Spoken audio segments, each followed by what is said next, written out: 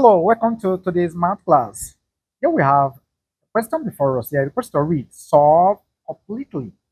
So we have x to the power of 10 equal to 10 to the power of x. With your mathematical knowledge, you know that 10 is one of the answers to this challenge here. But do we have other solutions to this challenge? Yes. And that is why we want to solve for the other solution outside 10.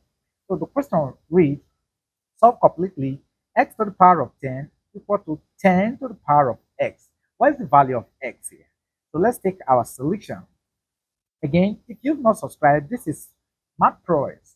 Do it to subscribe. And when you subscribe, turn on the bell notification button so that you get notified whenever we drop an amazing video like the one you're about to watch right now. So the question here now is this. So what we do at first is to try to eliminate this power here. And how do we eliminate this power on the left hand side of the equation? Is to raise both sides of this equation to the power of 1 all over 10. So let's go ahead and do that. So we're going to have here x to the power of 10 all raised to the power of 1 all over 10. Then we do same thing to the right hand side of the equation, which is 10 to the power of x all raised to the power of 1 all over 10. Now, according to the law of indices, which says that if you have your a to the power of your m, or in bracket to the power of n, then this is same thing as your a to the power of your n or to the power of m, which is same thing as your a to the power of mn. Okay, so if we apply this law, then we can rewrite the quantity on the left hand side of the equation. So we're going to have this to be our x to the power of 10, then times our 1 all over 10. We can put this in brackets equal to, we have here 10 all to the power of x, then times 1 all over 10. And this is all over 1, right? Good. So this 10 we cancel this 10. We are now left with our x. This is equal to, here we have x all over our, 10, here we have 10 out of the power of x all over 10. Now, because this is the 10th root, we have to introduce our plus minus to this system. So therefore, we now have our x will now be equal to plus minus our 10 all to the power of x all over 10. Good. Now from here, we have two case scenarios. So we take the first one, which is the positive one. So we're going to have here case 1. Case 1, we're going to solve our case 1 from here.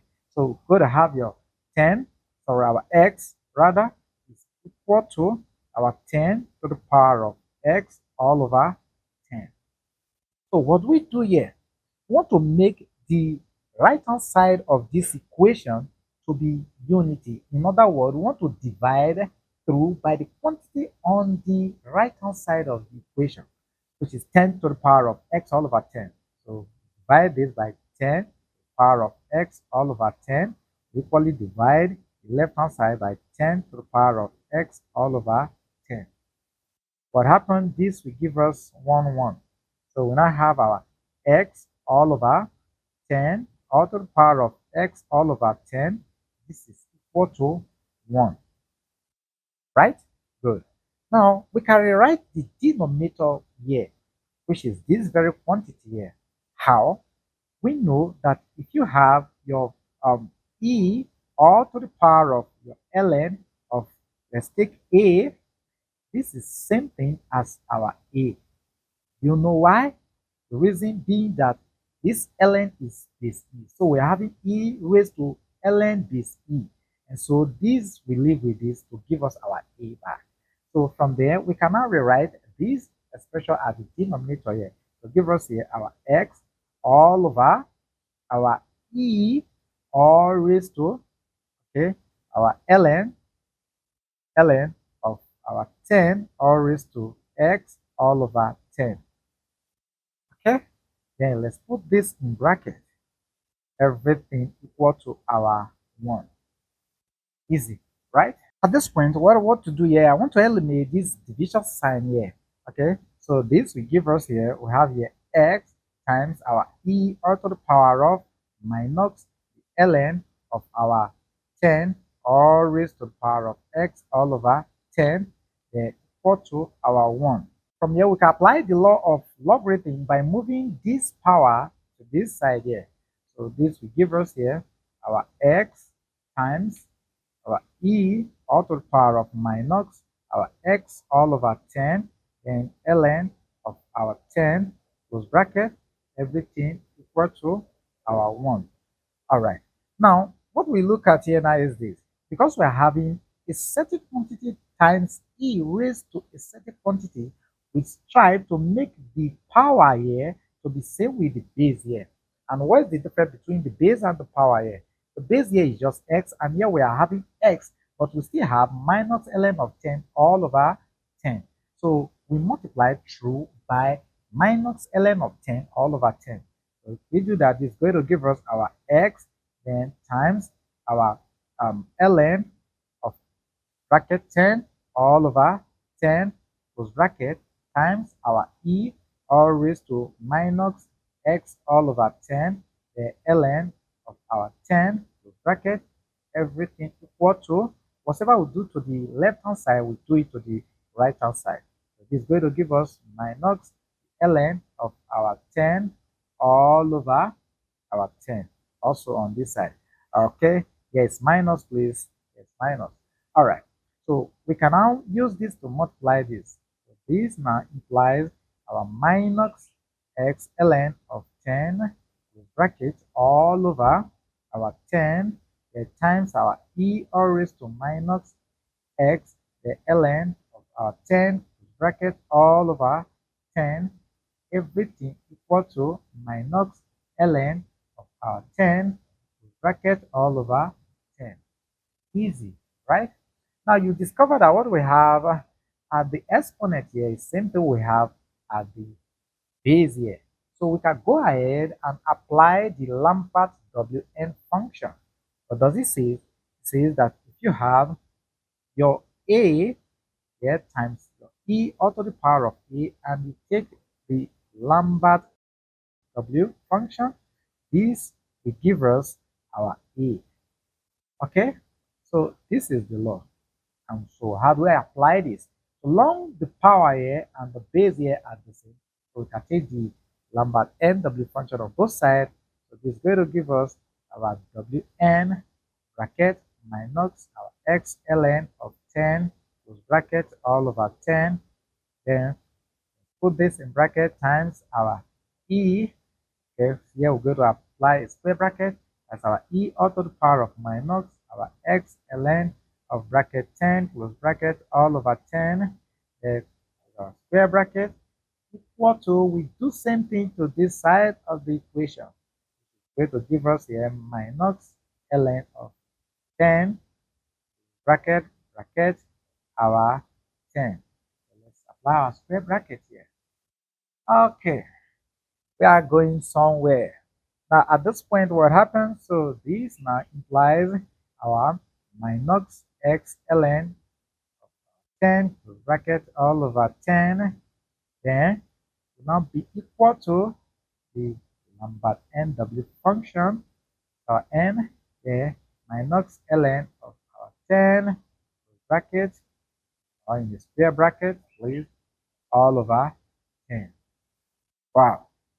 From here we are looking for x, so let's divide through by our minus ln of 10 all over 10. Equally divide this out by minus ln of our 10 all over 10. Okay, so from here this and this will leave. This will leave. So we are now left with our x. We now have x now be equal to this minus comes up here. So this is going to give us minus Wn function into our square bracket of minus ln of our 10 and square bracket close all over our 10. We can rewrite this denominator or we can eliminate this division sign. So by turning it into multiplication and this will go or while this comes down, we have here 10 all over our ln of 10. Bracket. All right. From here, we're going to have our x now be equal to, here we use 10 to times this, right? And so this comes this way to give us here minus our 10 all over ln of 10 into our wn into our square bracket and minus ln of 10 close bracket all over 10 into our square bracket. So this is the value of our x of case 1. But how do we get the numerical value of x from this? We have to choose our n wisely. So if we take our n to be 0, what will be the numerical value of x here?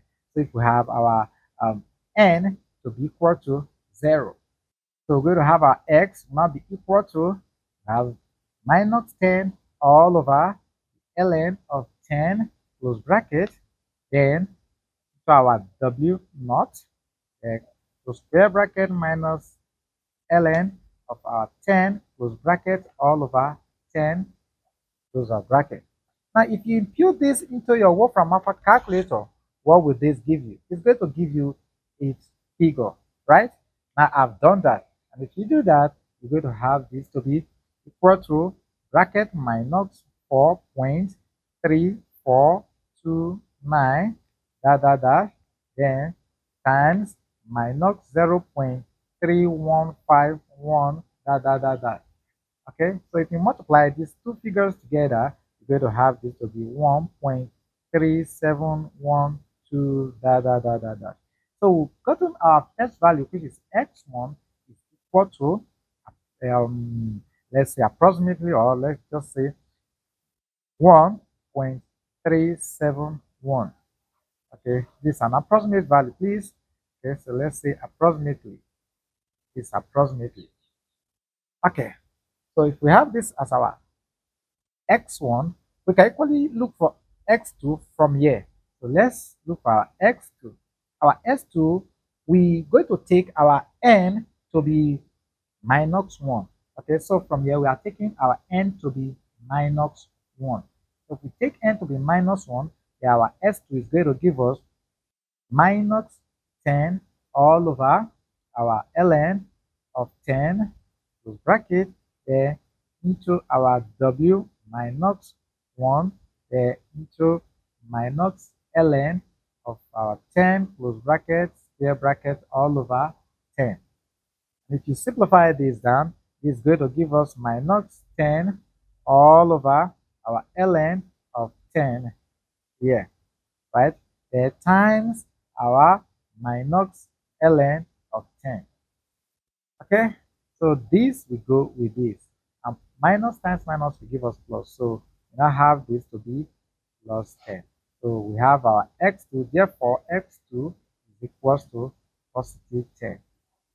All right, this is the answer. I told you that at first you can get the answer straightforward to be 10, and that is one of the answers out of 59 answer to this challenge here. All right, so we're going to take our case 2. Okay, so let's take our case 2. Case 2. In our case 2, we have our x is equal to minus 10 to the power of x all over 10. You remember? Yes, this is our case 2.